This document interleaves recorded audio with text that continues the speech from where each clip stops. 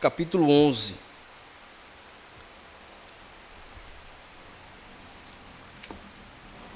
Hebreus, capítulo 11. Nós vamos ler apenas um versículo dessa carta, desse capítulo, conforme o Espírito Santo, por sua bondade, por sua graça, vai nos guiando, nos orientando e edificando a sua igreja, conduzindo-a aos braços, né, em adoração ao nosso Deus. Hebreus capítulo 11, versículo 1.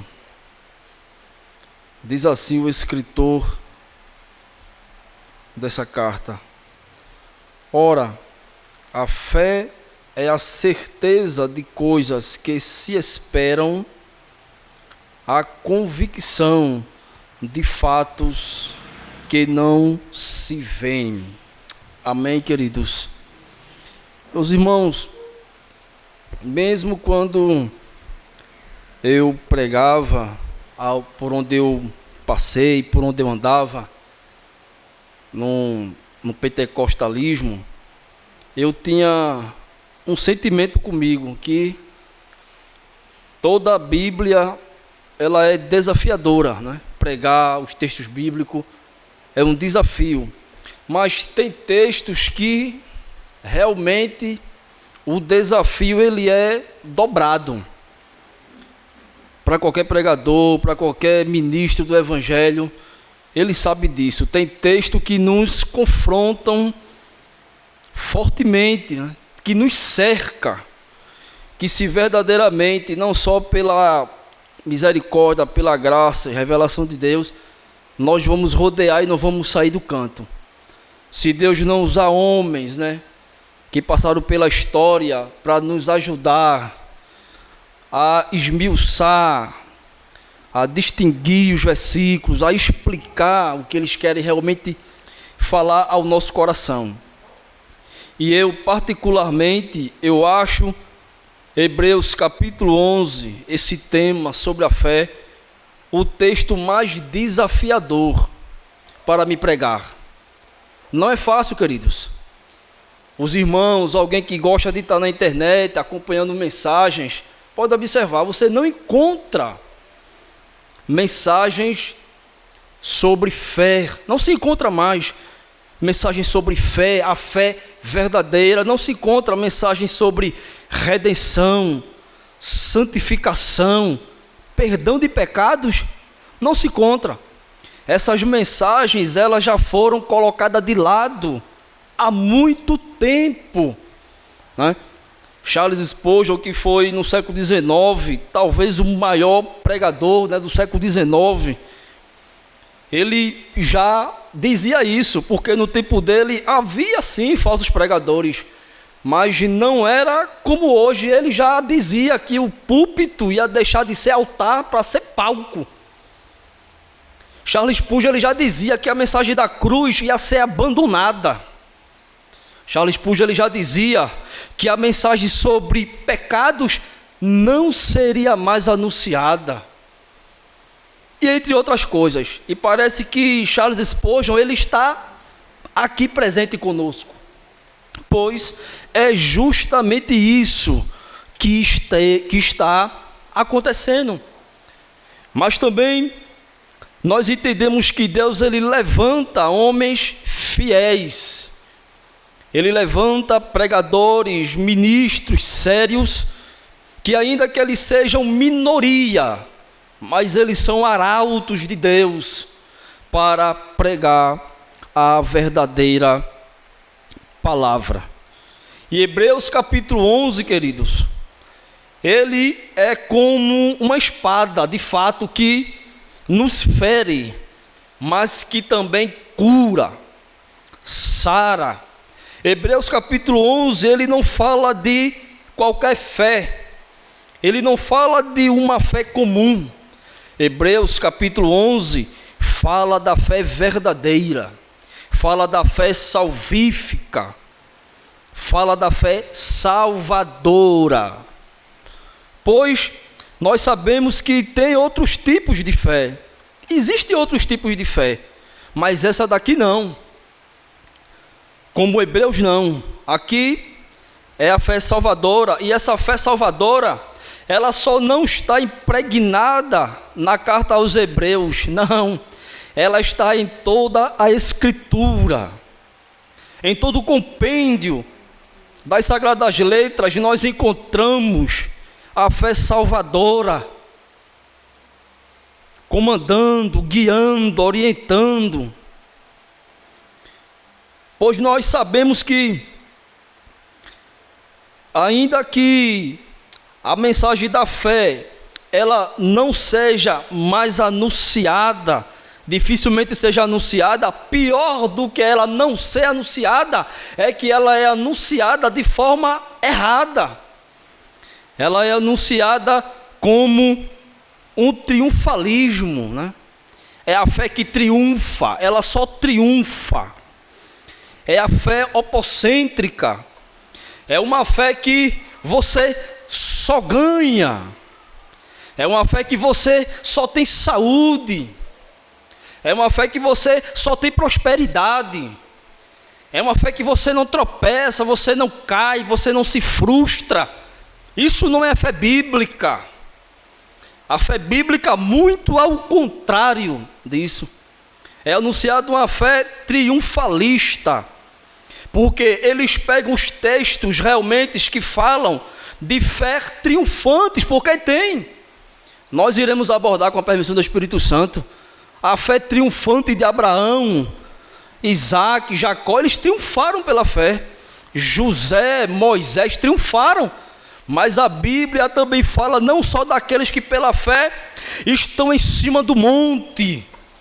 A Bíblia não fala só daqueles que pela fé galgaram coisas gloriosas. A Bíblia fala também que pela fé eles foram para a vala. Do monte para a vala. Do conforto ao relento. Hebreus, ele anuncia uma fé que nos confronta. Uma fé que é como um espelho, que faz a gente enxergar a nossa situação. É um texto desafiador pregar sobre a fé. Hebreus capítulo 11, o escritor diz: a fé é a certeza de coisas que se esperam. E essa tradução, ela é boa, viu, queridos? Ela é boa ainda.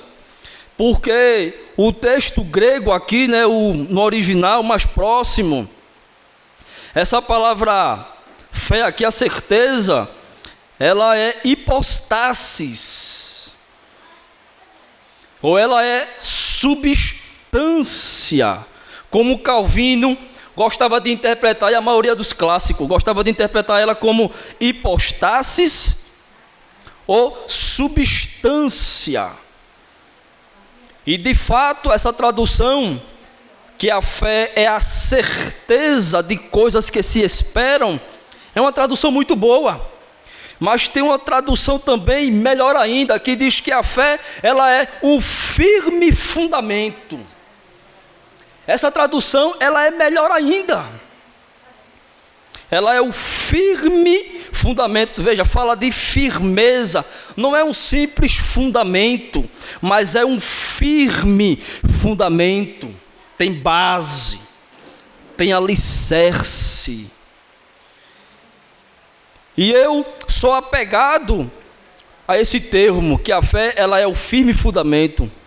Porque quando Deus revelou a Abacuque que o justo viveria da sua fé, a palavra fé em Abacuque, capítulo 2, versículo 4, ela vem de uma raiz hebraica, que significa justamente isso: uma lealdade, uma firme lealdade e uma firme confiança.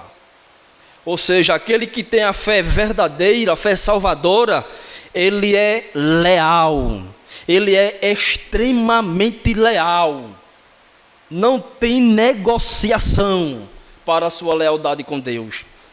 Ele é firme. Ele é firme nas suas convicções acerca do Senhor. Agora, tem outros tipos de fé? Tem, queridos. A Bíblia só não fala da fé salvadora, mas a Bíblia também fala de um tipo de fé histórica, né? Eu estava conversando com o presbítero Jairo até ontem e dizendo a ele que eu fico admirado estudando acerca da fé, porque todos esses anos, né, servindo ao Senhor, 15 anos que eu me converti, eu pregava muito, andava em muitos lugares, passei 5 anos no ministério ensinando a palavra, mas não tinha esse conhecimento, não tinha esse fogo de Deus no coração ainda. Ainda que a gente não pregasse heresia, graças a Deus a gente não atropelava as coisas, a gente era pé no chão, porque Deus já estendia a sua mão de misericórdia. Mas como a gente negligenciava quando a gente pregava, irmãos, naquele meio. Pois eu preguei muito sobre a fé e nunca atentei para esses detalhes acerca dessa fé. As suas riquezas, as suas propriedades que a fé tem, irmãos. Vou falar de uma fé primeiro que não é a fé salvadora, e que essa, até o ímpio, até aquele que não conhece a Deus, pode ter essa fé, pode, meu irmão. Pois ela não é salvadora, ela não é um dom da fé, ela não é salvífica, é a fé histórica. Essa fé histórica, ela distingue-se mais propriamente como um mero assentimento a uma verdade revelada e conhecida. E isso é possuída, inclusive, até pelos demônios, esse tipo de fé. Isso é chamada de fé histórica. Essa fé, Tiago, capítulo 2, versículo 19, provavelmente Tiago fale dessa fé. Crês tu que Deus é um só? Diz o apóstolo Tiago, fazes bem, porque até os demônios creem e tremem. Demônio tem a fé salvífica? Demônio crê para a salvação? Porque eu creio ali é fé. Ninguém crê sem fé. Se eu creio, é porque a fé já está impregnada no meu coração. Então, se vocês creem, faz bem, porque até os demônios creem. A fé aqui é uma fé histórica.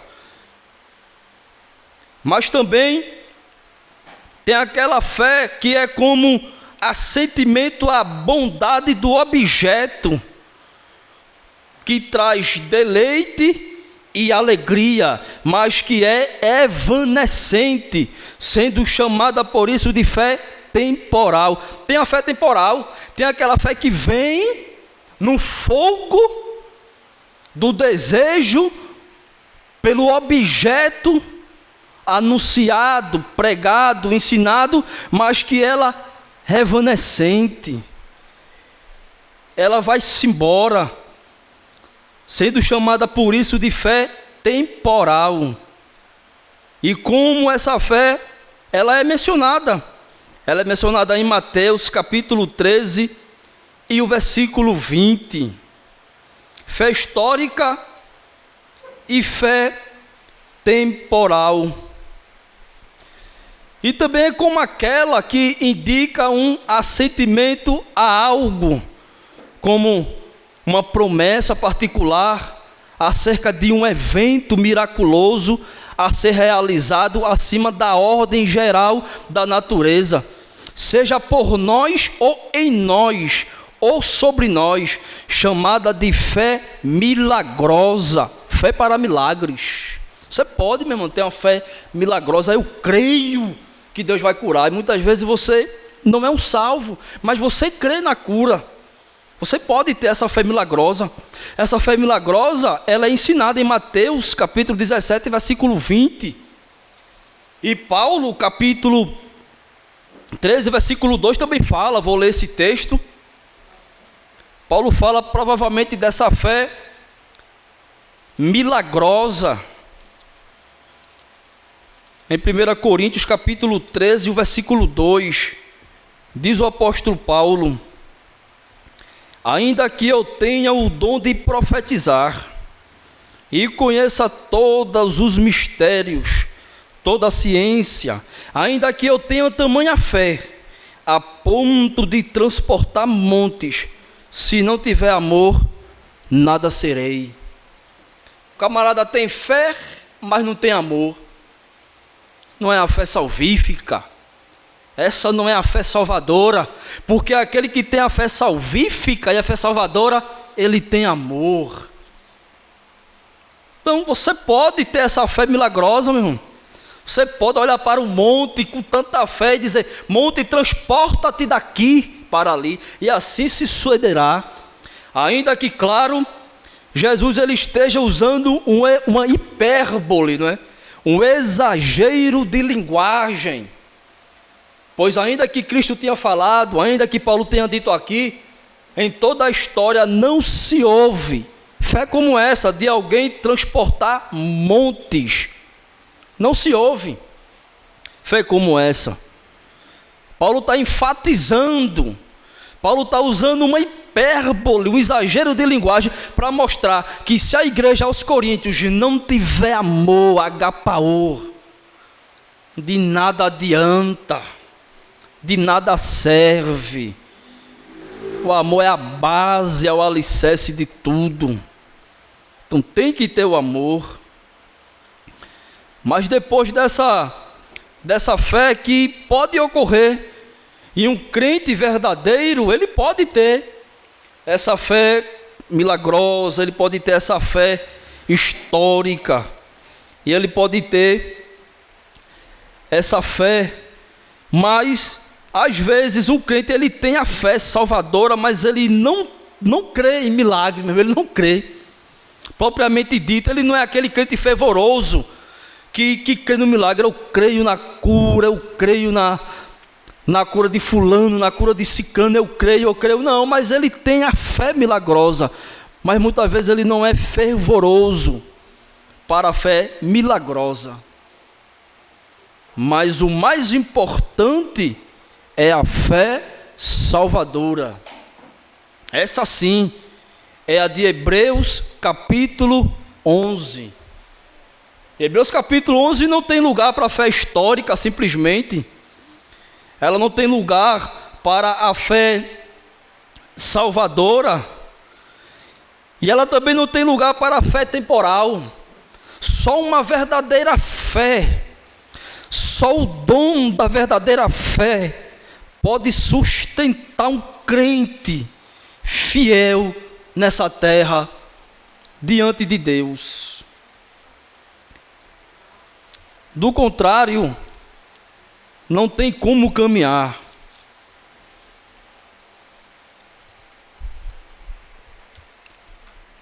E diz assim, queridos, quero dizer aqui: tão imensa é a necessidade da fé na matéria da salvação, que como Cristo é a única causa da salvação, assim a fé é o único meio e caminho para Cristo.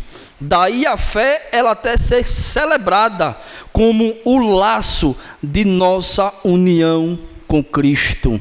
Essa é a fé salvadora. A fé, ela é o começo de tudo. Tudo começa pela fé. Cristo habita em nós é pela fé. Como diz Efésios capítulo 3 e o versículo 17. A fé, ela é dos eleitos de Deus. A fé, ela é um fruto da eleição na eternidade. E ela é dos eleitos de Deus. É assim que diz Paulo no capítulo 1, versículo 1 da carta de Tito. A fé, ela é um instrumento da justificação. Ela é o instrumento da justificação, como diz Paulo em Romanos, capítulo 5 e o versículo 1. A fé, ela é o princípio da santificação.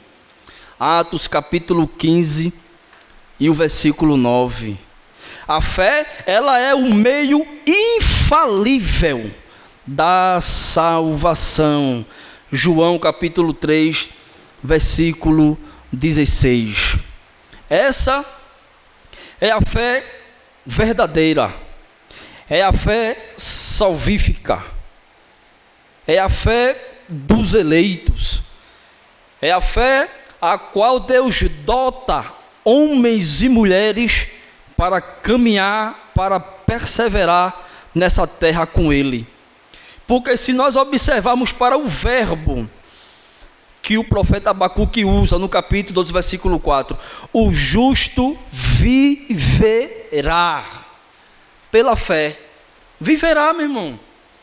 Viverá. Olha o verbo, viverá pela fé. Alguém vive sem comida aqui? Alguém vive sem água? Viverá. A fé é um dom dado a Deus.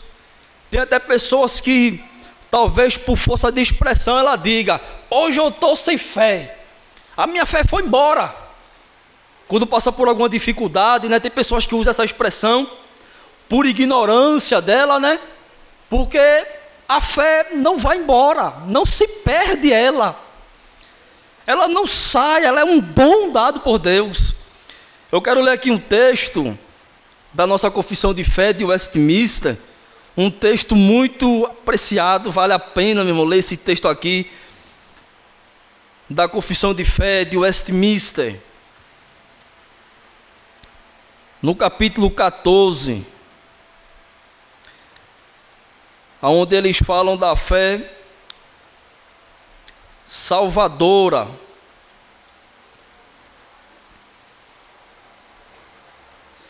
No capítulo 14, na seção 3, diz a confissão: esta fé é de diferentes graus, é fraca ou forte, pode ser muitas vezes e de muitos modos assaltada e enfraquecida, mas sempre alcança a vitória, atingido em muitos a uma perfeita segurança em Cristo, que não somente é o autor, como também o consumador da fé. A fé, ela pode ser assaltada por muitas dificuldades, tribulações, e ela enfraquece, mas não perde. A fé não se perde, ela é renovada pelo Espírito Santo. Ele nos levanta, nos ergue, porque Cristo, Ele é o autor e Ele é o consumador dessa fé. Nós temos vários exemplos de heróis da fé no Antigo Testamento, e eles estão expressados aqui, ainda que de forma resumida, no capítulo 11, porque se ele fosse abordar tudinho como ele queria, como ele diz, né? Me falta tempo, eu não tenho tempo para falar de Jefté, Baraque, Davi, Sansão, Samuel e os profetas. Faltou tempo para o escritor, mas de forma extraordinária, gloriosa, eles estão aqui, e é suficiente para nós o que está aqui em Hebreus capítulo 11. A fé também, ela necessita de conhecimento, sim, necessita de conhecimento. O conhecimento, ela fortifica a minha fé, mas, por outro lado, pode ter irmãos, irmãs que não tenham o conhecimento que a gente tem, que um ministro tem, que um pastor tem, que um pregador tem, mas que ela pode ter mais fé do que aquele ministro, irmão. Pode sim ter mais fé, mesmo que ela não tenha o conhecimento que ele tem, mas ela pode ter mais fé, pois a fé é um dom de Deus. Agora, nos momentos difíceis da caminhada, no momento de labuta, de dificuldade, o meu conhecimento vai fortificar a minha fé. Isso é verdade. como eu conheço a Deus, como eu conheço a Cristo, como eu sei das promessas, como eu sei que Ele é inamovível, como eu sei que Ele é inabalável, como eu sei que Ele é onipotente, onipresente, onisciente, como eu sei que Ele é boníssimo, amoroso, como eu sei que Ele é Pai, Ele é bendito, Ele é glorioso, Ele é majestoso, como eu sei de todos esses conhecimentos, na dificuldade a minha fé ela é fortalecida. Isso é fato. Então a fé, ela precisa sim de conhecimento para fortificá-la. Hebreus capítulo 11, versículo 3, é isso que o escritor diz, veja: pela fé entendemos que o universo foi formado pela palavra de Deus, de maneira que o visível veio a existir das coisas não visíveis. Entendemos, conhecimento, meu irmão. Fé e conhecimento está aqui. Então, o conhecimento ela é fundamental para fortalecer a minha fé. Queridos irmãos, eu queria citar um texto de um herói da fé, em Hebreus capítulo 11, versículo 4, que é Abel. Em Gênesis, no capítulo 4, do verso 1 até o 7, aonde fala da história daqueles dois irmãos, Caim e Abel.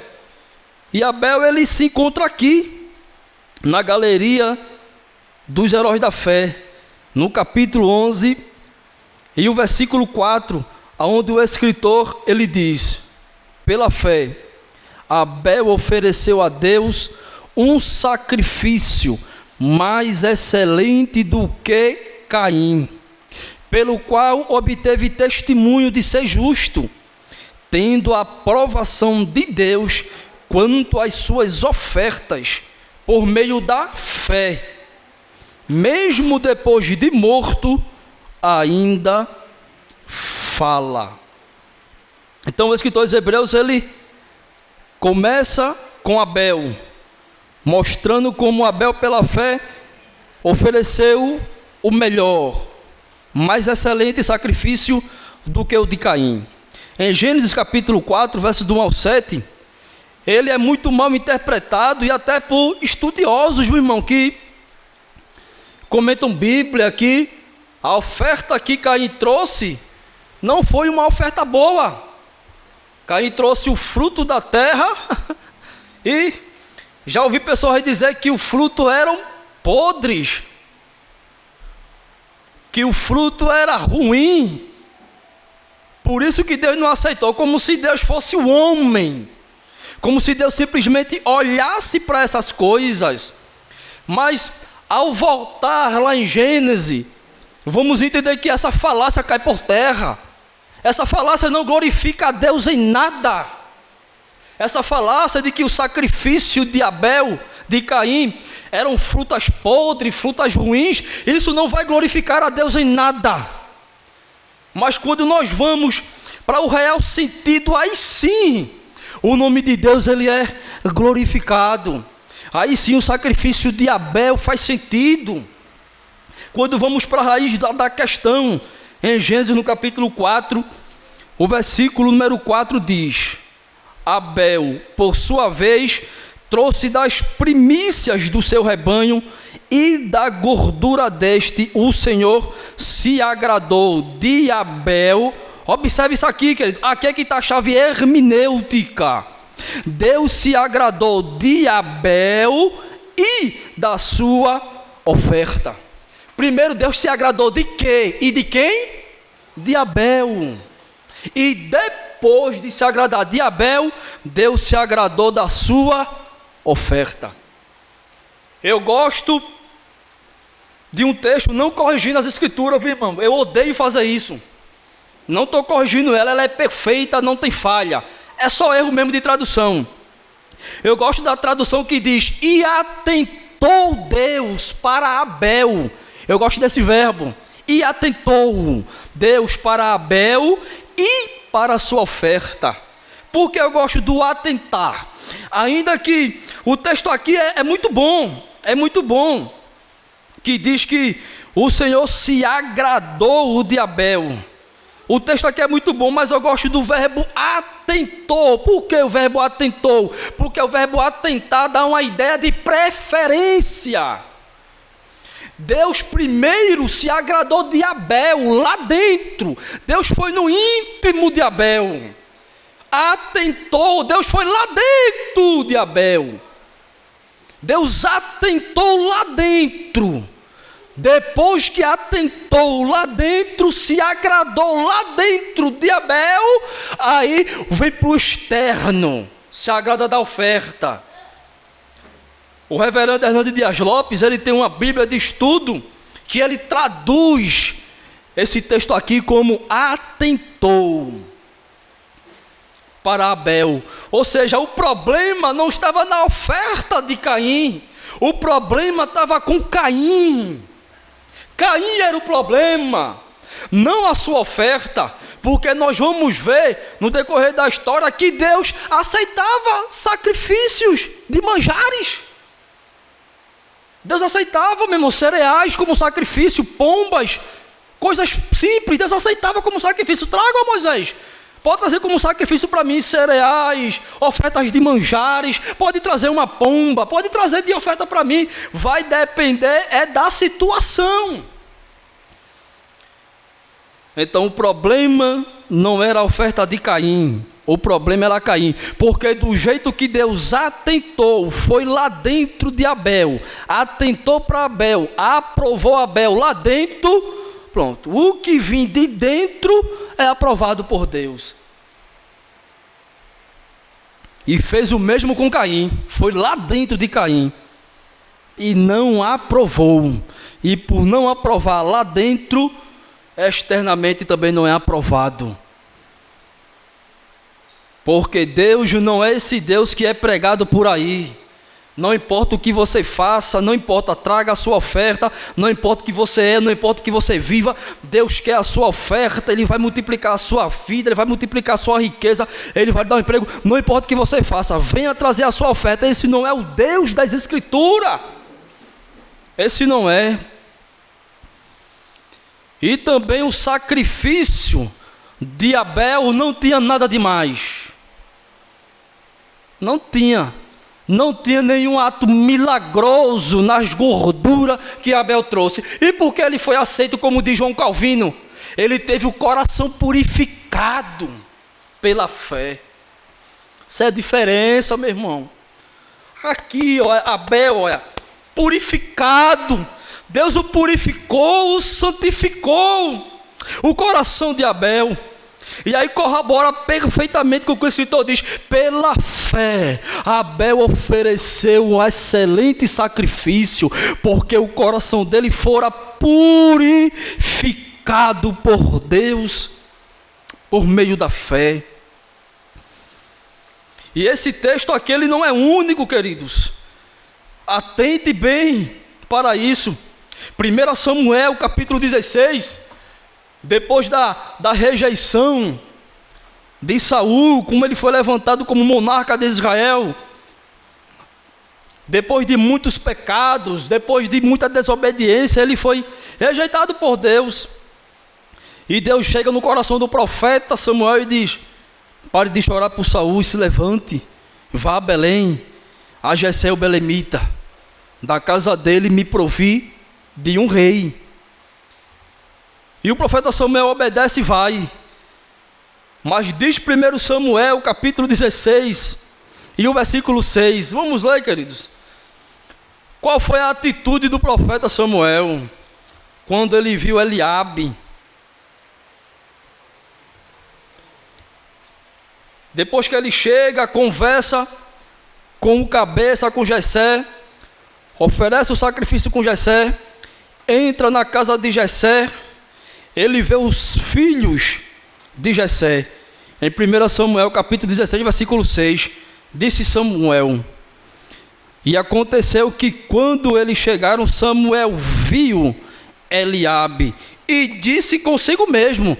Samuel não verbalizou, Samuel disse no seu coração, ele disse no seu íntimo: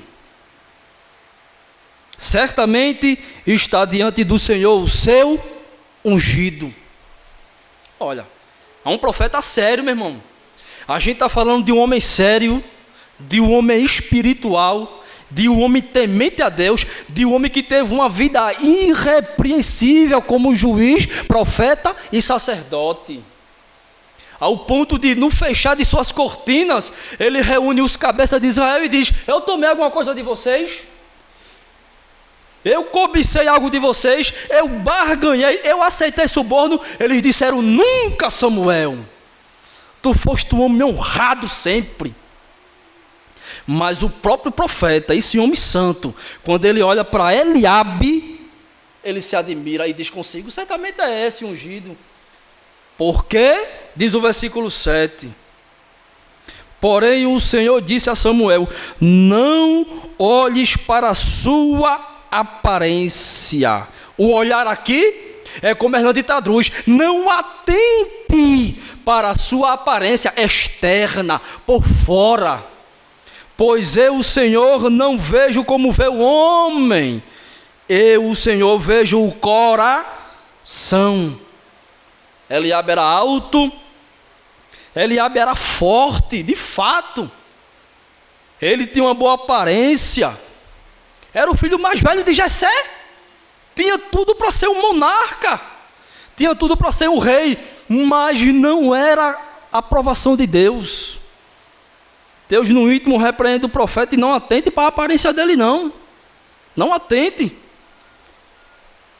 Não atente, não dê preferência.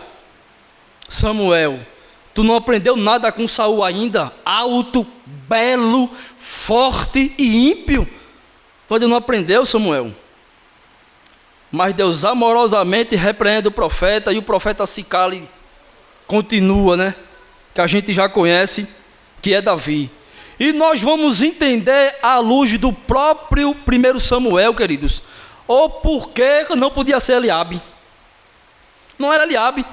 Eliabe, ele tinha tudo para ser um rei. Ele era alto, filho mais velho, ele era forte, vigoroso e era soldado do exército de Saul. Mas ele era invejoso, ele era arrogante, ele era prepotente. E o principal, ele era frouxo, covarde. Não serve. Não é eu que digo não, é a Bíblia. 1 Samuel capítulo 17, vamos lá. Como a guerra estava se demorando, queridos, Jessé pega Davi e manda ele ir até os seus irmãos. E como é de costume, leve um presente para o monarca, para o rei que era Saul, e leva queijo e leite para teus irmãos. Eu não sei o que está acontecendo. Tu vai e me traz notícia. Davi foi. Só que Davi, quando chegou, tinha um gigante afrontando Israel. Já havia 40 dias, chamando um homem para lutar. E Davi chega, escuta aquilo e interroga: e aí saiu, o que é que está acontecendo? E eles explicam a Davi: Davi é assim, assim e assim. E o rei disse que ia dar isso, isso e isso. Veja o que foi que Eliabe fez no capítulo 17. Ele nem se disponibilizou para tirar a afronta de Israel e ainda criticou o jovem Davi. 1 Samuel 17, versículo 28, diz Eliabe: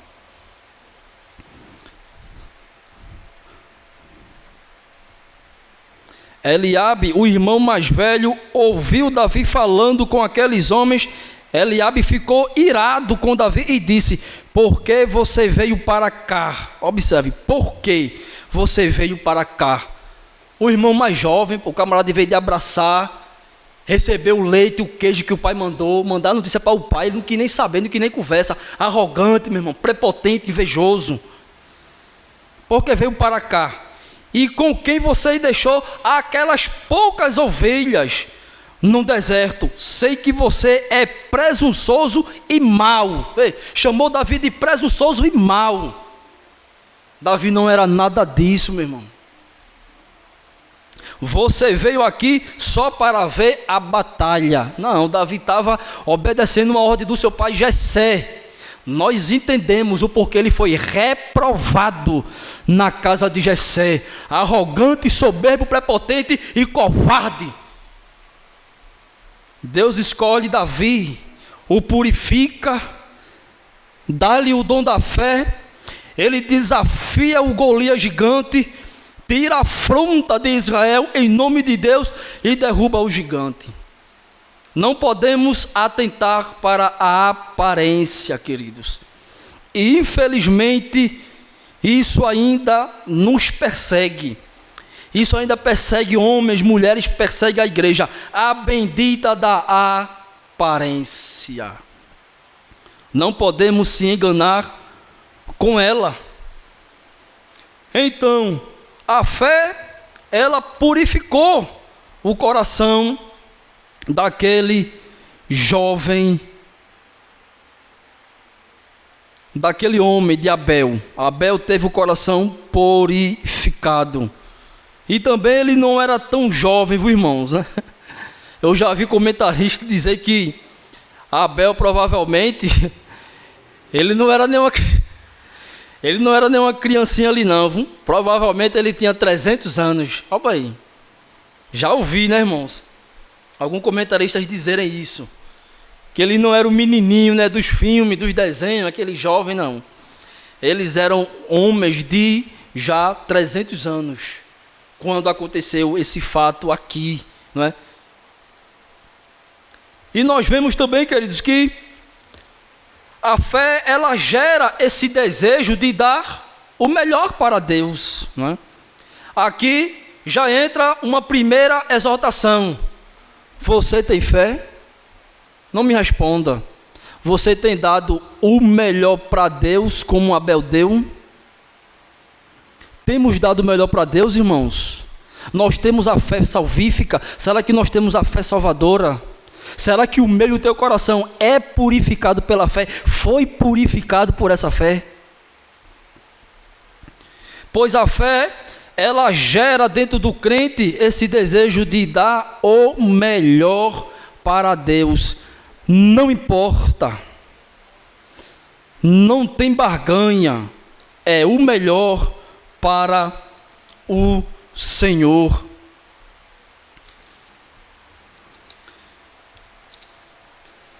Abel, ele só não ofereceu o melhor a Deus pela fé.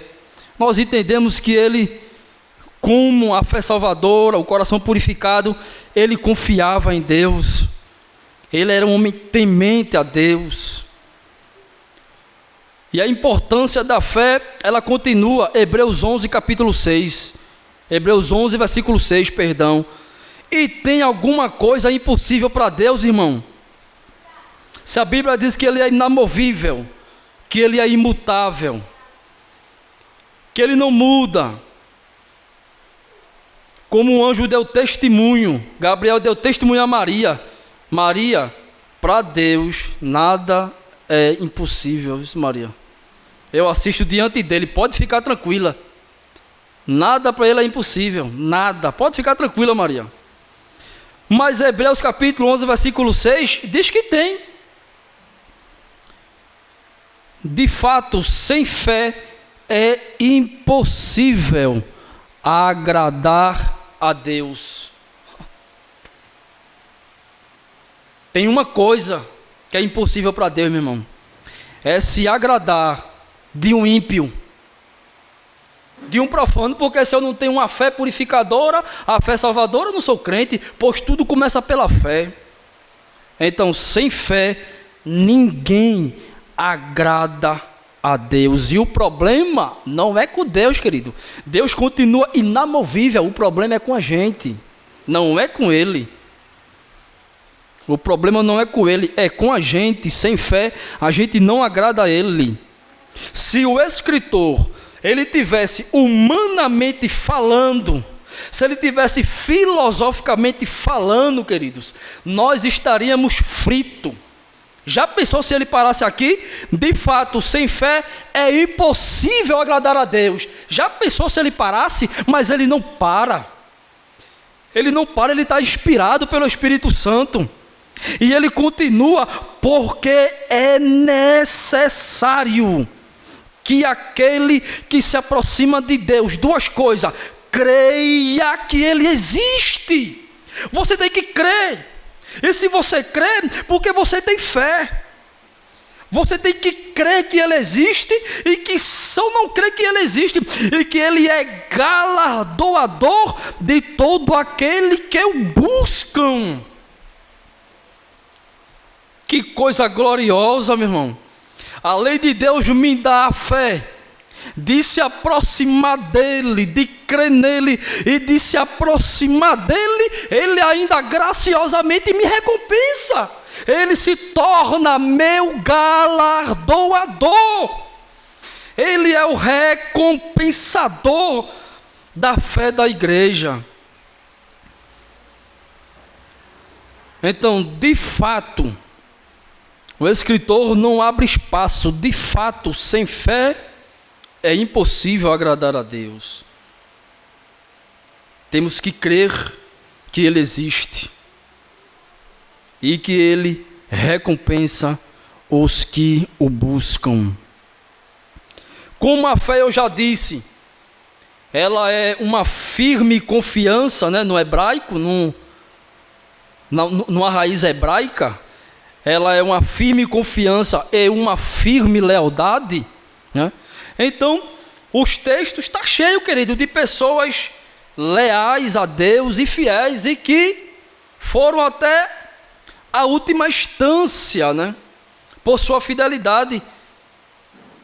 Porque Hebreus, ele só não fala de pessoas que, como eu já disse, que triunfaram pela fé, porque de fato a Bíblia fala de homens que triunfaram. Mas aqui não é uma fé triunfante, não é só uma fé que triunfa, não é? Como ele fala aqui, dos exemplos aqui, os patriarcas, ele entra em Abraão, ele fala de Isaac, Jacó, homens que triunfaram pela fé. Moisés, o grande legislador de Israel, triunfaram, meu irmão, pela fé. Ele fala dos israelitas, no versículo 33 até o 35, de como eles triunfaram por meio da fé. Observe, permita-me ler Hebreus 11 e o versículo 30. Pela fé ruíram as muralhas de Jericó, depois de rodeadas por 7 dias. Pela fé Raabe, a prostituta, não foi destruída com os desobedientes, porque acolheu com paz os espias. E que mais direi? Certamente me faltará o tempo necessário para falar de Gideão, de Baraque, de Sansão, de Jefité, de Davi, de Samuel e dos profetas, os quais por meio da fé, olha o triunfo, os quais por meio da fé conquistaram reinos. E é verdade, meu irmão, o Antigo Testamento está repleto disso. Praticaram a justiça, é verdade, o Antigo Testamento está cheio. Obtiveram promessas, é de fato, Deus prometeu e cumpriu muitas promessas no Antigo Testamento feitas a eles. Fecharam a boca de leões, extinguiram a violência do fogo, escaparam de ser mortos à espada, da fraqueza tiraram força, fizeram-se poderosos nas guerras, puseram em fuga exércitos de estrangeiros. Mulheres receberam pela ressurreição, alguns foram torturados, não aceitando o seu resgate por ordem de superior ressurreição. Triunfo, é triunfo, veja. O escritor Eusébio, ele dá um salto, sem avisar, sem pedir com licença, e ele já entra em outros, que diz assim, ó, outros, por sua vez, não triunfaram, meu irmão, não triunfaram, outros, por sua vez, passaram pela prova de zombaria, e açoite, sim, até de algemas e prisões, foram apedrejados, cerrados ao meio, mortos a fio de espada, andaram como peregrino vestido de peles de ovelha e de cabras, passaram por necessidades, foram afligidos e maltratados, o mundo não era digno deles, andaram errante pelo deserto, pelos montes, pelas covas e pelos antros da terra. E todos eles, tanto Abraão, que triunfou, que de uma certa forma ele é o pai da nação judaica. Ele é sim, meu irmão. Tanto Abraão que triunfou, como aquele que foi açoitado, como aquele que foi cerrado no meio, como aquele que viveu como peregrino, passando fome, frio, sede e calor. Tanto Abraão como eles foram purificados pela fé e agradaram ao Senhor. Então a fé, ela pode te livrar da dor, pode, mas ela pode te deixar na dor. Temos que entender isso, à luz de Hebreus. A fé, ela pode fechar a boca do leão, pode, mas ela pode abrir a boca do leão, como foi no primeiro século, no Coliseu Romano. Não teve livramento, irmão. Não teve boca fechada de leão para os irmãos do primeiro século, mas teve para Daniel. Aí Daniel era homem de fé, uma fé especial, super fé, e os do Coliseu não tinham fé? Ambos foram purificados pela fé, tanto Daniel lá no antigo, como os nossos irmãos do primeiro século. Todos eles, meu irmão, que foram mastigados por leões pela fé em Cristo Jesus, purificados.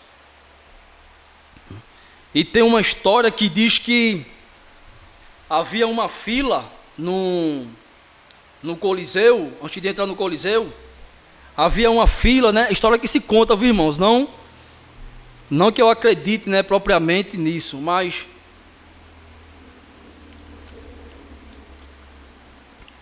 tinha uma fila de cristãos para entrar no Coliseu para ser comido por leões.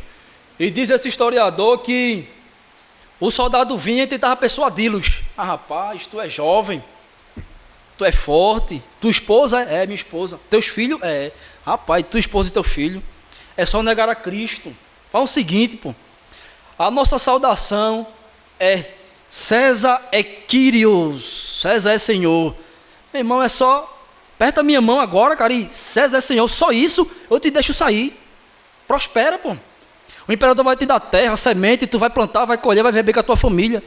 Enquanto isso, os leões rugindo no Coliseu. Se escutava a 3, 4 quilômetros de distância o rugido dos leões. Enquanto isso, o soldado tentando persuadir os cristãos na fila. E diz a história que um dos cristãos, perto de entrar no portão do Coliseu, diz a história que ele correu da fila.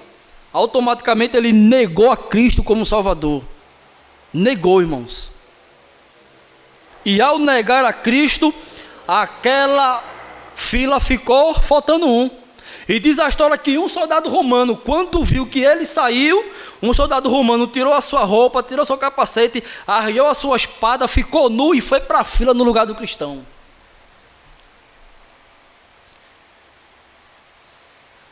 E os companheiros chegaram e disseram: você está louco? O que você está fazendo aí? E aquele soldado romano, meu irmão, de cabeça erguida, respondeu: ah, se aquele cristão visse uma coroa de glória que estava sobre a sua cabeça, ele não sairia daqui. A coroa de glória é verdade, irmão. É verdade, sim, nós vamos recebê-la. É verdade, não é mentira não. Eu não sei se essa história é verdade, mas a coroa é verdade. Entendeu? Ainda que quando um crente ele chegava no Coliseu, eles já vinham passando por dificuldade, viu? Porque não era a banca roca não. Eles não saíam arrastando pela rua todo tipo de crente não. Olha o dedinho. Antes de chegar no Coliseu, eles eram provados já antes. Olha, tu vai para o Coliseu, então nega logo a Cristo aqui, vai negar aqui, não, vou não. Apanhavam, as mulheres eram estupradas, os filhos eram mortos, havia um espancamento, vai negar não, então pô, leva para o Coliseu. Quando o crente chegava no Coliseu, irmãos, ele já chegava todo rendido, não tinha como voltar mais atrás. Então, particularmente, a história é bonita, mas ela é defeituosa. Só tem de verdade que eu afirmo é a coroa na cabeça, mas do cristão sair da fila eu não acredito, porque se ele chegou na fila, ele já vinha passando por grandes dificuldades e teve motivo de sobra para negar. ali não tem mais como negar. Não tem, irmão. Na porta do Coliseu, não tem como se negar mais a Cristo. Todos eles, por meio da fé, triunfaram. A exemplo de Daniel, no capítulo 3, falando de jovens que tiveram a fé fortalecida pelo conhecimento, porque eles tinham conhecimento, Sadraque, Mesaque e Abednego. O escritor hebreu, ele fala de homens que, pela fé, extinguiram a força do fogo, não é verdade? E no Antigo Testamento só tem um relato de homens que conseguiram essa proeza, conseguiram essa quebra, né, da lei natural, que foi entrar em chamas numa fornalha e não se queimar, que foi Sadraque, Mesaque e Abednego. Mas tem uma história sobre isso. Nabucodonosor, como ele era um rei orgulhoso, prepotente, soberbo, os seus conselheiros aconselharam a levantar uma estátua na cidade de Dura. Aquela estátua não era em honra propriamente dito a Nabucodonosor, era um culto ao Estado da Babilônia. Era uma submissão ao Estado da Babilônia. E que, claro, se submetendo ao Estado da Babilônia, vai se submeter a Nabucodonosor, claro, mas a estátua não era propriamente dita para Nabucodonosor, era para os deuses da Babilônia, não para Nabucodonosor. Era um culto ao Estado da Babilônia. Haja vista que a estátua, ela parecia mais um obelisco, né, pelo seu tamanho. 27 metros, 7 côvados. Então ela parecia mais um obelisco do que uma estátua humana. E a ordem de Nabucodonosor foi que todos se chegassem, todos, grandes, pequenos. Daniel, no capítulo 3, narra isso aí já no primeiro versículo em diante. Todos, juízes, delegados, prefeitos, governadores, príncipes, conselheiros, todos, ninguém ficou de fora, todos tinham que vir prestar culto a essa estátua. E a ordem do monarca era que, ao toque de música, eles teriam que se curvar perante a estátua, a reverenciando o obelisco pagão de Nabucodonosor. E foi feito assim. Ao tocar da trombeta, das músicas, da gaita, de fole e de tudo mais, todo mundo se prostrou. Os magnatas, aquele com aquelas roupas pomposas, governador, prefeito, senador, tudo lá prostrado, de 4 patas. E os 3 jovens lá em pé, firmes, contemplando o seu Deus, fiel ao seu Deus, sem ter aquela barganha consigo mesmo, porque tem crente que barganha consigo mesmo. Não, mas eu vou ajoelhar, mas o coração Deus conhece, né? Não, eu vou fazer, mas Deus sabe que não é de coração. Não teve essa barganha com Sadraque, Mesaque e Abednego. Eles não barganharam entre si. Olha, vamos se ajoelhar. Deus sabe, rapaz. Deus conhece o nosso coração. A gente vai dobrar o joelho, mas o coração não vai estar dobrado para Nabucodonosor. Não teve esse diálogo espúrio entre eles. Eles ficaram inamovíveis, em pé. Pois eles são heróis da fé, como diz o escritor. Pela fé apagaram a força do fogo. E observaram e anunciaram ao rei. Olha, tem 3 aí que o Senhor colocou no seu reino que não se dobraram não, viu? Sadraque, Mesaque e Abednego. Nabucodonosor dá uma segunda chance, porque tem uma segunda chance para tudo, até para fazer coisa errada, né? Nabucodonosor o chama e dá a ele uma segunda chance, dizendo que vai jogá-los na fornalha ardente, e que se eles não se curvarem, a fornalha ia ser aquecida 7 vezes mais. Irmãos, aquela fornalha, ela nunca tinha sido usada para isso não. ela era feita, ela era usada para fazer tijolos. Fazia tijolos para construir o Império da Babilônia. Aquela fornalha nunca foi jogado homem nenhum lá dentro. Nabucodonosor inventou na hora aquilo ali. Ele inventou na hora: vou jogar vocês na fornalha.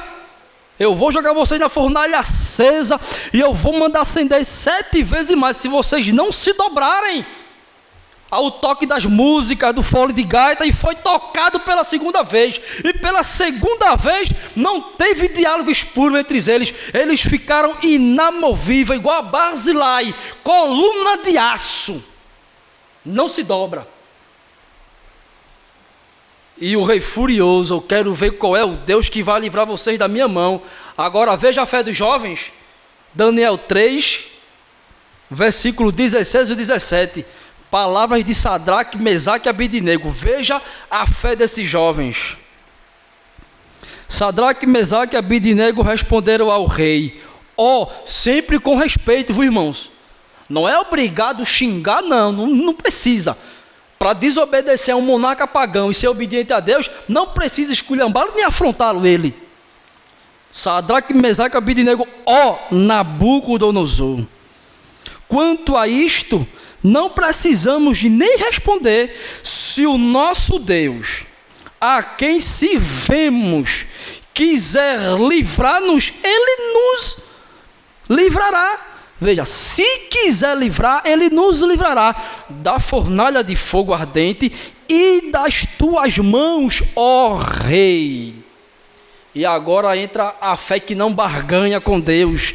Versículo 18. E mesmo que Ele não nos livre, fique sabendo, ó Rei, que não prestaremos culto aos seus deuses, nem adoraremos a imagem aos seus deuses que o Senhor levantou.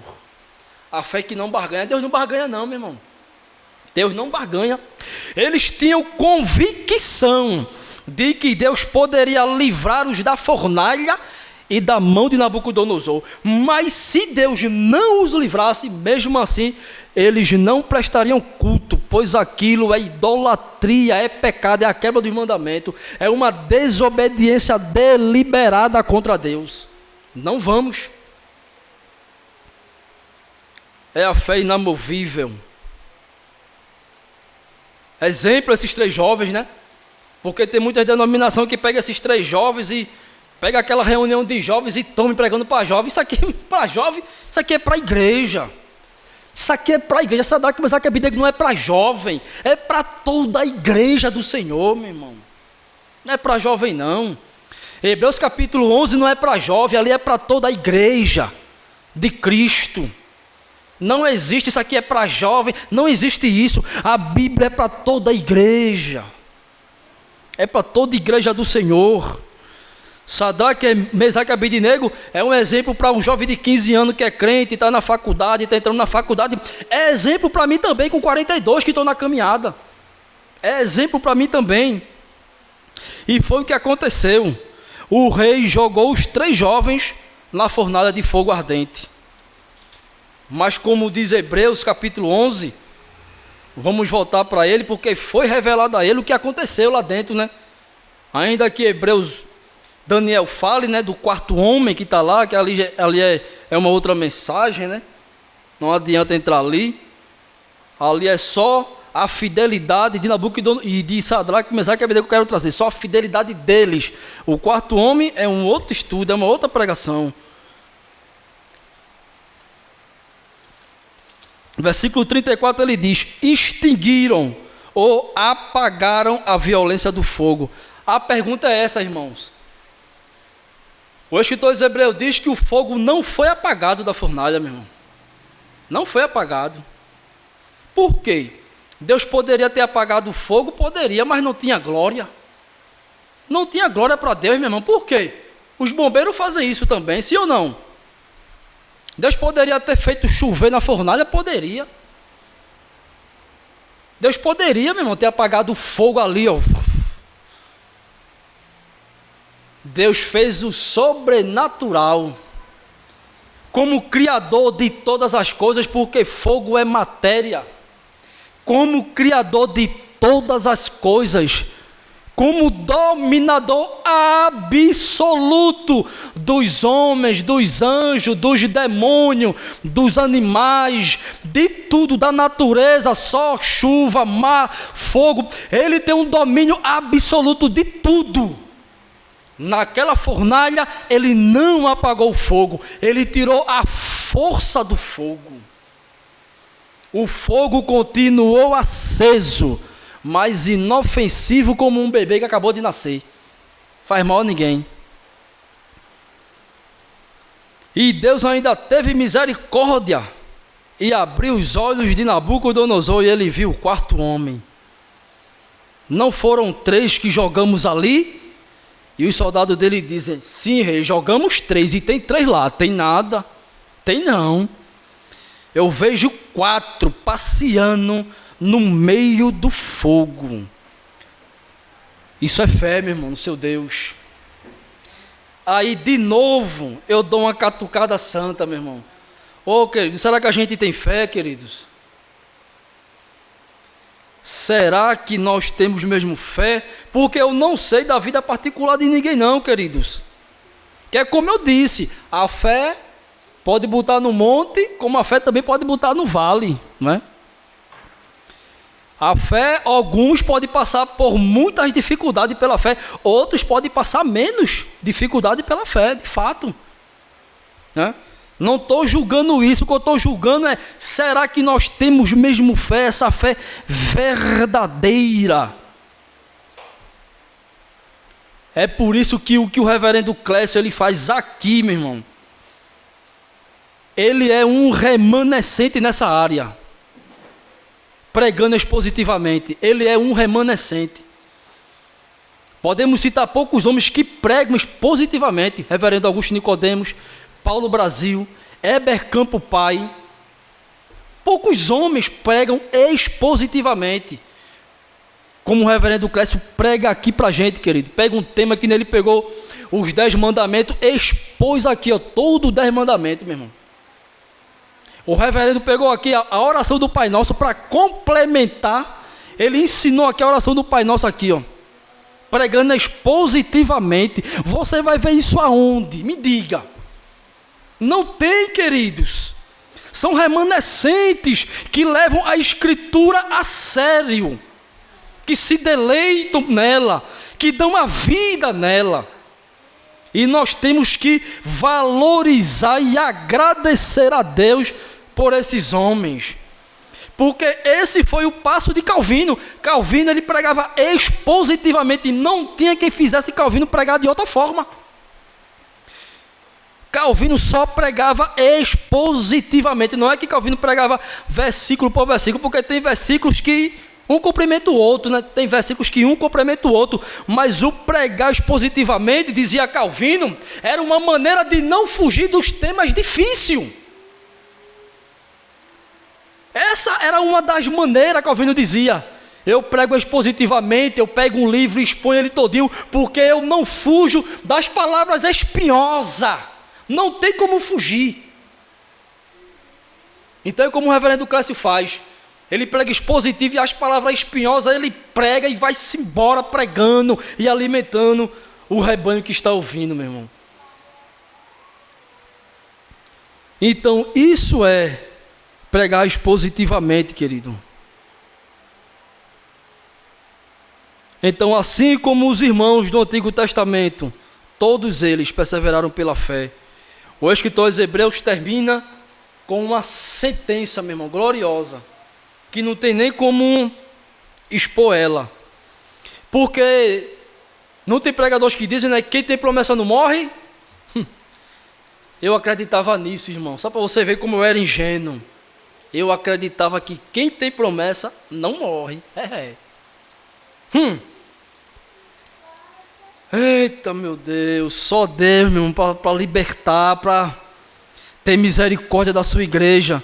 Quem tem promessa não morre. Vamos ler o versículo 39. Todos esses mesmo tendo obtido bom testemunho por meio da fé, não obtiveram a concretização da promessa. Não obtiveram. Morreram sem a concretização da promessa. Aí o escritor de Hebreus completa: